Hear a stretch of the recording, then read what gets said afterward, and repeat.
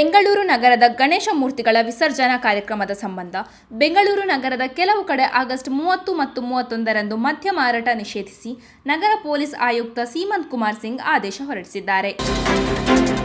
ಲೇಖಕಿ ಬಾನು ಮುಷ್ತಾಕ್ ಅವರನ್ನು ಮೈಸೂರು ದಸರಾ ಉದ್ಘಾಟನೆಗೆ ಆಹ್ವಾನಿಸಿರುವುದಕ್ಕೆ ತಕರಾರು ಏನೂ ಇಲ್ಲ. ಆದರೆ ಈ ವಿಷಯದಲ್ಲಿ ಕೆಲವರು ಉದ್ದಟನ ತೋರಿಸುತ್ತಿದ್ದಾರೆ. ಅದು ಬೇಡ ಎಂದು ಎಚ್.ಡಿ. ಕುಮಾರಸ್ವಾಮಿ ಹೇಳಿದರು. ಬೆಂಗಳೂರಿನ ವಿವಿಧ ರಸ್ತೆ ಮೇಲ್ಸೇತುವೆ ಮತ್ತು ರಸ್ತೆ ಕೆಳಸೇತುವೆ ಕಾಮಗಾರಿಗಳ ಪ್ರಗತಿ ಪರಿಶೀಲನೆ ನಡೆಸಿ ಜನರ ಅನುಕೂಲಕ್ಕಾಗಿ ಎಲ್ಲ ಯೋಜನೆಗಳನ್ನು ತ್ವರಿತವಾಗಿ ಪೂರ್ಣಗೊಳಿಸುವುದು ನಮ್ಮ ಗುರಿಯಾಗಬೇಕು ಎಂದು ಕೇಂದ್ರದ ರೈಲ್ವೆ ಮತ್ತು ಜಲಶಕ್ತಿ ಖಾತೆಯ ರಾಜ್ಯ ಸಚಿವ ವಿ. ಸೋಮಣ್ಣ ಅಧಿಕಾರಿಗಳಿಗೆ ಸೂಚನೆ ನೀಡಿದ್ದಾರೆ. ವಿಧಾನಸೌಧದ ಆವರಣದಲ್ಲಿರುವ ನಾಯಿಗಳ ರಕ್ಷಣೆಗೆ ಸಂಬಂಧಿಸಿದಂತೆ ಸರ್ಕಾರಕ್ಕೆ ಪ್ರಸ್ತಾಪನೆ ಕಳಿಸಿದ್ದೇವೆ. ಸರ್ಕಾರದಿಂದ ಅನುಮತಿ ಸಿಕ್ಕಿದರೆ ನಾಯಿಗಳ ಪ್ರತ್ಯೇಕ ನಿರ್ವಹಣೆಗೆ ವ್ಯವಸ್ಥೆ ಮಾಡಲು ತೀರ್ಮಾನಿಸುತ್ತೇವೆ ಎಂದು ಯುಟಿ ಖಾದರ್ ತಿಳಿಸಿದರು. ವಿಧಾನಸೌಧದ ಆವರಣದಲ್ಲಿ 53 ನಾಯಿಗಳಿವೆ. ಇವುಗಳು ವಿಧಾನಸೌಧದ ಒಳಗೆ ಬಾರದಂತೆ ತಡೆಯಲು ಗೇಟ್ ವ್ಯವಸ್ಥೆ ಇಲ್ಲ ಎಂದು ತಿಳಿಸಿದರು.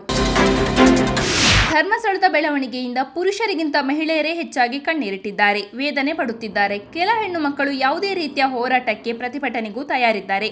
ಆದರೆ ಅಂತಹ ಹೋರಾಟ ಅಗತ್ಯವಿಲ್ಲ, ತಾಳ್ಮೆಯಿಂದ ಇರಬೇಕು ಎಂದು ಧರ್ಮಸ್ಥಳದ ಧರ್ಮಾಧಿಕಾರಿ ಡಾಕ್ಟರ್ ವೀರೇಂದ್ರ ಹೆಗಡೆ ಅವರು ಮನವಿ ಮಾಡಿದ್ದಾರೆ. ಚಿತ್ರದುರ್ಗದ ಕಾಂಗ್ರೆಸ್ ಶಾಸಕ ವೀರೇಂದ್ರ ಪಪ್ಪಿ ವಿರುದ್ಧ ಅಕ್ರಮ ಆನ್ಲೈನ್ ಮತ್ತು ಆಫ್ಲೈನ್ ಬೆಟ್ಟಿಂಗ್ ಪ್ರಕರಣಕ್ಕೆ ಸಂಬಂಧಿಸಿದಂತೆ ತಮ್ಮ ವಿರುದ್ಧ ಜಾರಿ ನಿರ್ದೇಶನಾಲಯ ಜಾರಿಗೊಳಿಸಿರುವ ಸಮನ್ಸ್ ರದ್ದು ಕೋರಿ ವೀರೇಂದ್ರ ಅವರ ಕಾನೂನು ಸಲಹೆಗಾರರಾಗಿರುವ ಎಚ್. ಅನಿಲ್ ಗೌಡ ಹೈಕೋರ್ಟ್ ಮೆಟ್ಟಿಲೇರಿದ್ದಾರೆ.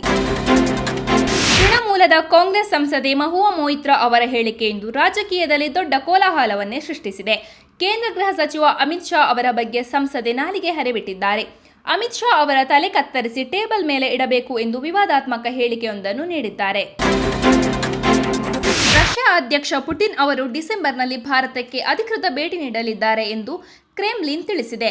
ಭಾರತ ರಷ್ಯಾದಿಂದ ತೈಲ ಖರೀದಿಸಿರುವುದಕ್ಕೆ ಅಮೆರಿಕ ಹೆಚ್ಚಿನ ಸುಂಕವನ್ನು ವಿಧಿಸಿರುವುದರ ನಡುವೆ ರಷ್ಯಾ ಮತ್ತು ಭಾರತದ ನಡುವಿನ ಸಂಬಂಧಗಳನ್ನು ಮತ್ತಷ್ಟು ಬಲಪಡಿಸಲು ಪುಟಿನ್ ದೆಹಲಿಗೆ ಅಧಿಕೃತ ಭೇಟಿ ನೀಡಲಿದ್ದಾರೆ.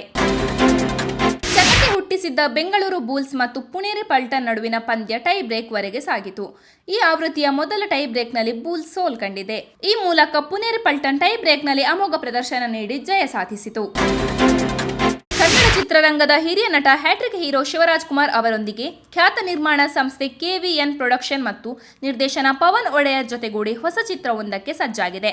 ಈ ಮಹತ್ವಾಕಾಂಕ್ಷಿ ಯೋಜನೆಯ ಚಿತ್ರೀಕರಣವು ಇದೇ ಸೆಪ್ಟೆಂಬರ್ 3ರಿಂದ ಬೆಂಗಳೂರಿನಲ್ಲಿ ಆರಂಭವಾಗಲಿದೆ.